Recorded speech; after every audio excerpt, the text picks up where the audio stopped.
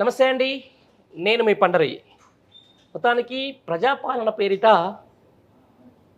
తెలంగాణలో అధికారంలోకి వచ్చినటువంటి కాంగ్రెస్ పార్టీ 8 నెలల్లో చేపిస్తున్నటువంటి దారుణాలు, చేస్తున్నటువంటి పరిపాలన మనం అందరం చూస్తూనే ఉన్నాం. ఈ నేపథ్యంలో ఈరోజు నిరుద్యోగ సమస్య, నిరుద్యోగులు ఈరోజు గత 10 రోజులుగా వాళ్ళు చేస్తున్నటువంటి ధర్నాలు అయితేనేంది, రాస్తారోకోలు అయితేనేంది, ఇప్పటి వరకు కూడా దాని మీద నిమ్మకు నీరెత్తనట్టు ఉంటున్నటువంటి ఈ ప్రభుత్వం తెలంగాణ ఆత్మగౌరవానికి సంబంధించిన దానికో అయితేనేంది, అస్తిత్వానికి సంబంధించి అంశం వచ్చే వరకు పక్క రాష్ట్రం ముఖ్యమంత్రి రాగానే వాళ్ళతోటి గంటలు స్పెండ్ చేసేంత టైము ఈరోజు నిరుద్యోగులు ఇంతగానం చేస్తున్న తర్వాత కనీసం ఏ ఒక్క మంత్రి కానీ ముఖ్యమంత్రి కానీ ఎవరు కూడా ఈరోజు స్పందించిన పరిస్థితి.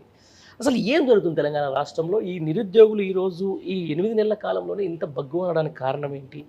లేకపోతే నిరుద్యోగులని ప్రభుత్వం మోసం చేసిందా అనే అంశంతో మనతో మాట్లాడేందుకు బీఆర్ఎస్ పార్టీ సీనియర్ నాయకులు, మాజీ కార్పొరేషన్ చైర్మన్ వాసుదేవ్ రెడ్డి గారు మనతో ఉన్నారు. మరిన్ని విషయాలు తెలుసుకునే ప్రయత్నం చేద్దాం. అన్నా నమస్తే. నమస్తే అన్న, పండారన్న. దానికి ఉద్యమ కాలంలో ఎప్పుడో ఇంటర్వ్యూ చేసినట్టు గుర్తున్నా? అవును, మళ్ళా 10 ఏళ్ల తర్వాత ఆల్మోస్ట్ రైట్. చూస్తున్నారు తెలంగాణ రాష్ట్రంలో ఈ ప్రజాపాలన పేరిట వచ్చినటువంటి కాంగ్రెస్ దాష్టికాలు. ఎవరైతే ఇదే కాంగ్రెస్ పార్టీకి ఓట్లేసి ఆ 2% ఓట్లతో ఈరోజు ప్రభుత్వాన్ని అప్పగించిన నిరుద్యోగులకు ఎంత సున్నం పెడుతుంది ప్రభుత్వం చూస్తూ ఉన్నాం. ఎందుకంటే వాళ్ళు చేస్తున్నటువంటి రాస్తారోకోలు, ధర్నాలే కారణం. అవును, ఎట్లా చూడవచ్చు మరి దీన్ని? ఏమంటారు అంటే ఓడ దాటిన దాకా ఓ మల్లయ్య, ఓడ దాటిన తర్వాత ఇంకో మల్లయ్య అనుకోవచ్చా? డెఫినెట్లీ మీరు అన్నది వాస్తవమే.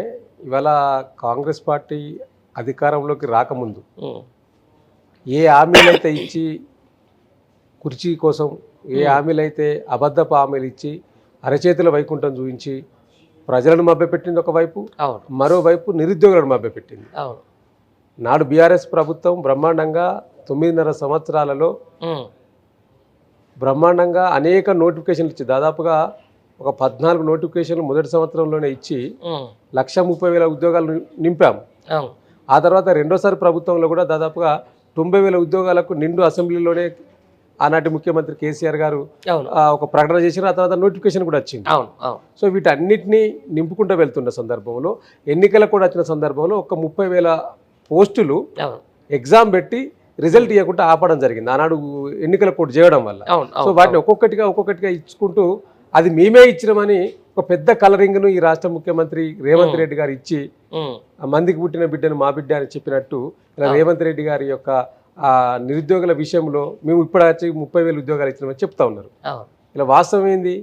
ఆనాడు తెలంగాణ అసెంబ్లీ ఎన్నికల సందర్భంగా మీరు అశోక్ నగర్కి వెళ్ళి నిరుద్యోగులను రెచ్చగొట్టి, వీరు రెచ్చగొట్టడమే కాకుండా వీరి నాయకుడు రాహుల్ గాంధీ గారిని కూడా తీసుకొచ్చి వారందరితో కల్పించి డెఫినెట్లీగా మీరు రేపు అధికారంలోకి వస్తే బ్రహ్మాండంగా ఇంకా ఉద్యోగుల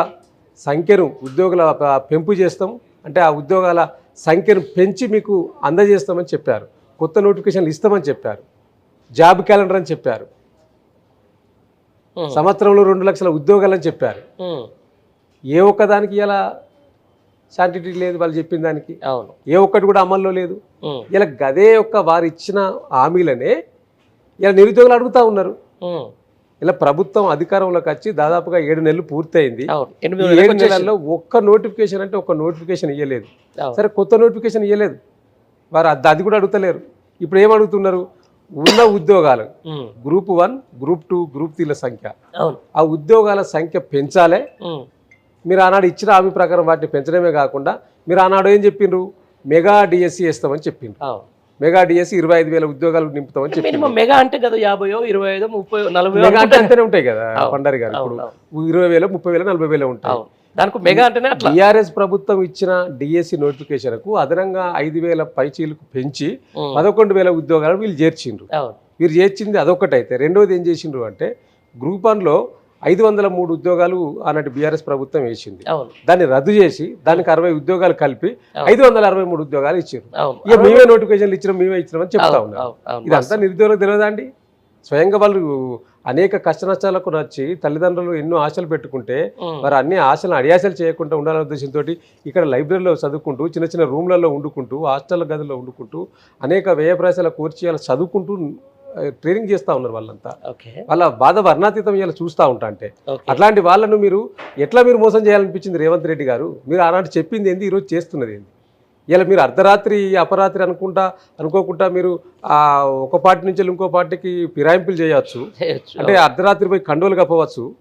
కానీ మీరు ఒక గంట సేపు నిరుద్యోగులకు సమయం ఇచ్చే సమయం మీ దగ్గర దొరుకుతుందా రేవంత్ రెడ్డి గారు? ఆనాడు ఇదే నిరుద్యోగుల కోసం మీరు అనేక సందర్భాల్లో సమయం ఇచ్చారు కదా. ఎల్బీ స్టేడియం వేదికగా మీరు ఎన్ని చెప్పారు, ఎన్ని అబద్ధాలు చెప్పారు?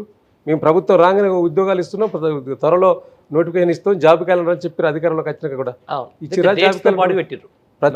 డేట్ వాళ్ళు అభయస్తం మేనిఫెస్టోలో నా దగ్గర ఉన్నది, ఇప్పుడు నేను చూపించమంటే కూడా చూపిస్తా.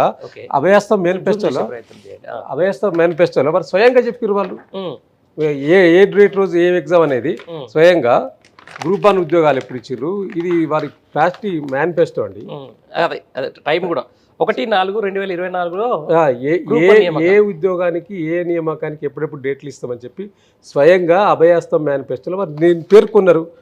అదే గ్రూప్ 1 నియామకాలు ఫిబ్రవరి 1వ తారీఖు నడుస్తా ఉన్నారు. కొత్త నోటిఫికేషన్ ఫిబ్రవరి అయిపోయింది కదండి. మళ్ళా ఏప్రిల్ 1వ తారీఖు నాడు గ్రూప్ 2 నియామకాలు అన్నారు. ఏప్రిల్ కూడా అయిపోయింది కదండి. అదేవిధంగా జూన్లో గ్రూప్ 3 నియామకాలు అన్నారు. జూన్ కూడా అయిపోతుంది, జూలైకి వచ్చింది, ఇప్పుడు ఈ మంత్కి వచ్చింది. అంటే ఇవన్నీ జరిగిపోయి ఇప్పుడు ఇక్కడ రావాలి. ఇన్ని నోటిఫికేషన్లు వాళ్ళు ఇచ్చిరా? ఒక్క నోటిఫికేషన్ అన్ని ఇచ్చిరా? ఏ ఉద్యోగానికి మీరు దరఖాస్తు చేసుకున్నా నా పైసలు తీసుకోమని వీళ్ళు ఇచ్చిండ్రు. కానీ మీరు టెట్కి ఎంత చేసిండ్రని? ఆనాడు టెట్కు బీఆర్ఎస్ ప్రభుత్వం ఉన్నప్పుడు ఫీజు ఎంత? 200-300 ఉంటే మీరు ప్రభుత్వం అధికారంలోకి వచ్చిన తర్వాత 3000 2000 చేసిండ్రు. 2 పేపర్లకు అయితే 4000 రూపాయలు చేసిండ్రు. అంటే మీరు ఇచ్చిన ఏ ఒక్క హామీనన్నా మీరు అమలు చేసిండ్రా? ఇట్లా ఒక్కొక్క దానికి డేట్లు ఇచ్చిరండి స్వయంగా. జాబ్ క్యాలెండర్లో స్వయంగా ఇది రిలీజ్ చేసిండ్రా? ఎక్కడ మీరు పుణ్యకాల కాస్త అందులో సంవత్సరంలో దాదాపుగా 8 నెలలు పూర్తిగానే బట్టే. ఇక మీకు మిగిలింది ఎంత? ఇంకా 4 నెలలు కదా. ఈ 4 నెలల నోటిఫికేషన్ ఎప్పుడు ఇస్తారు, ఎగ్జామ్స్ ఎప్పుడు పెడతారు, రిజల్ట్ ఎప్పుడు ఇస్తారు? వాస్తవమే కదా. నిరుద్యోగులకు తెలిసిపోతలేదా? ఒక ఉద్యోగ నోటిఫికేషన్ ఇవ్వాలంటే ఎన్ని రోజులు పడుతుందండి? మినిమం 40 days నోటిఫికేషన్ ఇచ్చిన తర్వాత అప్లై చేసుకోవడానికి సమయం పడుతుంది కదా. మీరు వచ్చినాక ఒక ఉద్యోగం అని ఇచ్చిండ్రా? ఇలా అసలు 30,000 ఉద్యోగాలు ఇచ్చిన చెప్తారు. ఇప్పుడు అదే పండర్ గారు ఇప్పుడు ఏం చెప్తున్నారంటే గత బీఆర్ఎస్ ప్రభుత్వం ఇచ్చిన నోటిఫికేషన్లలో ఉద్యోగాలు నింపే క్రమంలో ఎన్నికలు కూడా రావడం వల్ల ఆగిన నియామకాలను వీరు నియామక పత్రాలు ఇచ్చి ఆ నియామక పత్రాలు ఇచ్చి కలరింగ్ ఇచ్చుకుంటా ఉన్నారు. 30,000 ఉద్యోగాలు మేమే ఇచ్చినామని చెప్తా ఉన్నారు. ఇవాళ నిజంగా మీరు ఉద్యోగాలు అడావుడి చేసిండ్రు కదా. ఇవాళ చాలా మంది స్పెషల్ కేటగిరీకి సంబంధించిన వాళ్ళు కూడా ఇబ్బంది పడతా ఉన్న సందర్భం. మీరు ఇచ్చిన ఏ ఉద్యోగాలు కూడా ఇలా అసెండింగ్ ఆర్డర్ ఇచ్చిండ్రు, డిసెండింగ్ ఆర్డర్ ఇవ్వాలని గురుకుల విద్యాలయాలు ఉంటారు. అంటే పైనుంచి వెళ్ళి కిందికి ఇప్పుడు డిఎల్, జేఎల్, పీజీటీ, టీజీటీ అంటే డిగ్రీ లెక్చరర్, జూనియర్ లెక్చరర్, ఆ తర్వాత పీజీటీ, ఆ తర్వాత టీజీటీ, ఈ ప్రకారం నింపుకుంటా పోతే అలా ఖాళీలు ఉన్నాయి. కానీ మీరు ఇవాళ ఏం చేస్తున్నారు? టీజీటీ, పీజీటీ, జేఎల్, డిఎల్ అంటే కింది నుంచి వెళ్ళి పైకి వస్తున్నారు, పైనుంచి వెళ్ళి కిందికి రావాల్సింది. దీనివల్ల ఏమైందంటే ఆ గురుకులంలోనే దాదాపుగా 4000 ఉద్యోగాలు ఖాళీలు ఉండబోతున్నాయి, బ్యాక్లాగ్. ఇలా వాళ్ళు అదే డిమాండ్ చేస్తా ఉన్నారు. గురుకుల అభ్యర్థులంతా కూడా మీ ఇంటి ముందుకు వచ్చి కొంగు చాపి అడిగిన ఆడబిడ్డలు మొకాళ్ళ మీద కూర్చొని అడిగినరు, మాకు ఇలా 4000 ఉద్యోగాలు వట్టిగా ఖాళీగా మిగిలిపోతా ఉన్నాయి, ఖాళీగా మిగిలిపోకుండా మీరు ఇది డిసెండింగ్ ఆర్డర్లో నింపాలని చెప్పి వాళ్ళు డిమాండ్ చేస్తూ ఉన్నారు. ఆ డిమాండ్ దాంతో ఏమైనా ఖర్చు అవుతుందా? మీకు ప్రభుత్వానికి ఏమైనా ఖర్చు అవుతుందా? లేదు కదా. అంటే ఈ ప్రభుత్వం అసలు నిమ్మకు నీరెత్తినట్టు నిరుద్యోగ సమస్యలు పట్టవు, రైతుల సమస్యలు పట్టవు, ఆటో కార్మికుల సమస్యలు పట్టవు, వీవర్స్ సమస్యలు పట్టవు. అంటే ఈ రాష్ట్రంలో అసలు పాలన ఉన్నదా అనేది కనిపిస్తా ఉన్నది. పాలన మొత్తం పడికేసింది. ఏంటంటే ముఖ్యమంత్రి గారి వ్యవహార శైలి చూస్తూ ఉంటే షటిల్ సర్వీస్ బస్సులు ఉంటాయి కదండి, ఒక్కడి నుంచి ఒక్కడికి వెళ్ళడానికి. అట్లనే ముఖ్యమంత్రి గారి పరిపాలన కూడా ఎట్లా ఉన్నదంటే నిత్యం Hyderabad to Delhi, Delhi to Hyderabad. Shuttle service బస్సులు లెక్క అప్ అండ్ డౌన్ ముఖ్యమంత్రి ఇక్కడ ఉన్నాడు.